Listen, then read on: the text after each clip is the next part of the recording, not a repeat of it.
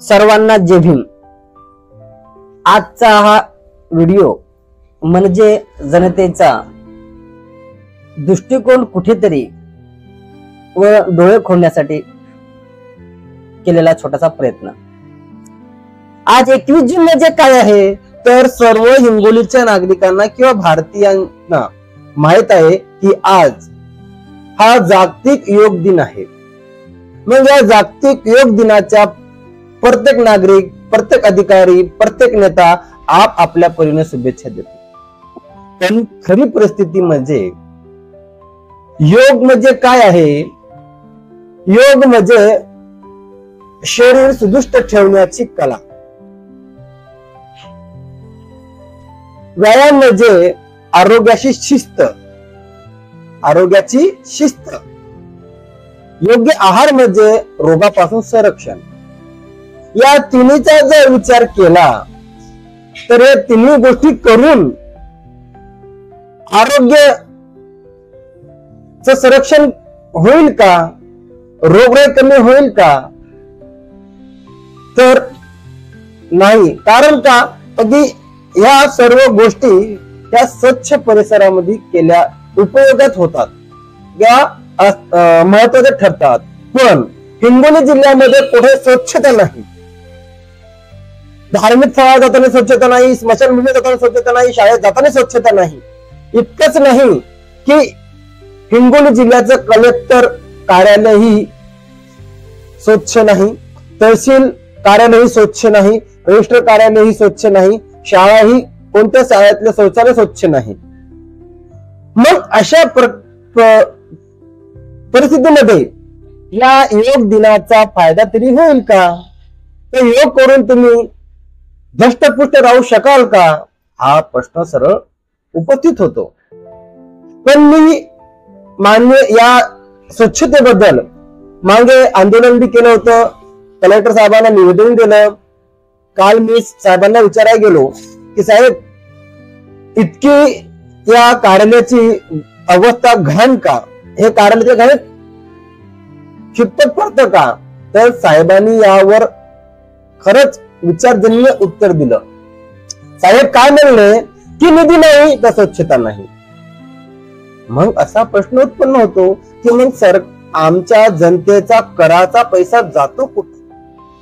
जर स्वच्छतेसाठी निधी नाही तर आमचा हक्क आम्ही मागायचा तरी कोणाकडे? अहो सर्वसाधारण नागरिकांना मग निधी व्यवस्था त्या घाणीमध्ये तुम्ही ठेवणार आहात का? म्हणजे त्यांना हक्क नाही, सन्मान नाही, त्यांना नागरिकत्वही नाही, चांगलं जीवनही, चांगलं आरोग्यही नाही। मग तुम्ही ज्या खुर्चीवर बसला त्या खुर्चीचा उपयोग, त्या पदाचा उपयोग तरी काय? हा सरळ प्रश्न मी कलेक्टर साहेबांना विचारतो। जनतेच्या संरक्षणासाठी साहेब तुम्ही या पदावर बसलेला आहात, या खुर्चीवर बसलेला आहात, पण जनतेचं संरक्षण, जनतेचं आरोग्य जर धोक्यात असेल तर तुमचा या जनतेला काहीच उपयोग नाही। मग अशा वेळेस त्यांची भूमिका असेल निधी नाही तर स्वच्छता नाही, तर मग जनतेने ही भूमिका घ्यायला हवी का? स्वच्छता नाही तर कर नाही। आणि दुसरे साहेब म्हटले जसं तुम्हाला तुमचं घर माहित तसं मला माझं कार्यालय माहित। मग तुम्हाला तुमच्या कार्यालयाची घाण माहित असताना जर तुम्ही दुर्लक्ष करत असाल, मग असा प्रश्न येतो की तुमच्या राहत्या घरामध्ये तुम्ही अशी घाण ठेवता का? वैयक्तिक टीका नाही, ही सार्वजनिक टीकेच्या माध्यमातूनच विचारणा आहे। मग जर घाण तुम्हाला स्वच्छ करता येत नसेल तर मग तुम्ही फलक लावू नका स्वच्छतेची, जनतेची फसवणूक करू नका। पण जनतेची फसवणूक करूनच प्रत्येक नेता हा आमदार तुमचे सगळे मंत्री झालेत, पण जनतेला न्याय मिळाला नाही।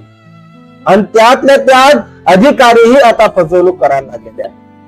यांना पगार, यांना यांची कॅबिन एकदम स्वच्छ लागते, एसी बसायला लागते, पण जनतेला घाणीमध्ये जावं लागतं, जनतेला घाणीत राहावं लागतं, यांची त्यांना थोडीही कदर येत नाही। मग अशा वेळेस या योग दिनाच्या शुभेच्छा द्याव की दुःख व्यक्त करावं की सर्वस्व हिंगोली जिल्ह्यामध्ये कचऱ्याचा ढीग आहे, सर्वस्व हिंगोली जिल्ह्यात घाण आहे, सर्व हिंगोली जिल्ह्याच्या गलीबोळीमध्ये मच्छर आहे, रोग वाढत आहे, मलेरिया, डेंग्यू, ताप अशा अनेक प्रकारच्या समस्या वाढत आहेत. हे कारण समस्या वाढण्याचं कारण म्हणजे अस्वच्छता.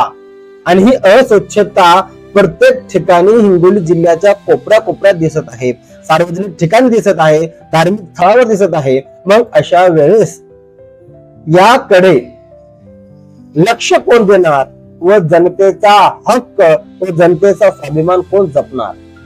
मग यासाठी जनतेने स्वतःच सर्व लोकांना प्रश्न विचारायला हवेत. जर निधी नाही स्वच्छतेसाठी तर आम्ही कर देऊ शकत नाही तुम्हाला. जर स्वच्छता नाही तर कर नाही, अशी आम्ही आता भूमिका घेणार आहोत. सर्व नागरिकांनी जी गप्प बसण्याची सवय आहे ती मौन सोडून प्रश्न विचारण्याची सवय पाडावं हीच विनंती. आणि यांना धारेवर धरावा आपल्या हक्कासाठी, आपल्या अधिकारासाठी, आपल्या आरोग्यासाठी, आपल्या संरक्षणासाठी, आपल्या शिक्षणासाठी, आपल्या लेकराच्या भविष्यासाठी. ही सर्व हिंगोलीकरांना विनंती, महाराष्ट्राच्या सर्व नागरिकांना विनंती. सर्वांना मनस्वी जय भीम.